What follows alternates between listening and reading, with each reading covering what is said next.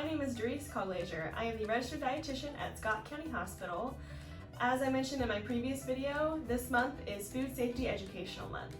And today I'd like to talk to you about 3 ways that food becomes unsafe and also the signs and symptoms of food poisoning. So how can food become unsafe? Number 1, failing to cook food correctly or holding food at incorrect temperatures. This is called time and temperature abuse. So this can happen to food that has stayed in the wrong temperature for too long. An example of this is potato salad at a barbecue.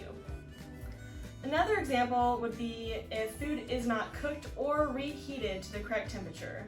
So for example, if you have chicken, that needs to be cooked to an internal temperature of 165 degrees and held there for 15 seconds. So if you don't quite get it up to temp, then that's going to be unsafe to eat. And then lastly, food isn't cooled correctly or quick enough. That can also cause foodborne illness. All right, number 2 is using contaminated equipment, which is called cross-contamination. So this can happen when contaminated ingredients are added to food that then receives no further cooking. It can also happen when ready-to-eat food then touches contaminated surfaces or food. So if you have a salad and maybe some chicken that you're cutting up and the juice from the chicken gets on the salad, then it's contaminated. All right, number 3, poor hygiene. So this can happen if we're not washing our hands enough, especially after you use the restroom.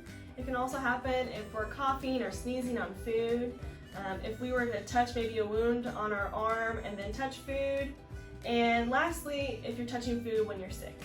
If you do think that you have food poisoning, here are some signs and symptoms to look out for. Diarrhea, vomiting, fever, nausea, abdominal cramps, and jaundice. Something else to remember is that onset times actually range from 30 minutes to as long as 6 weeks.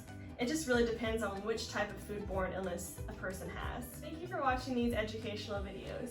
For more information on food safety, you can go to cdc.gov or eatright.org. And for information or questions regarding how to maintain a healthy lifestyle, feel free to reach out to me, or you can find out more information about my services on scotthospital.net.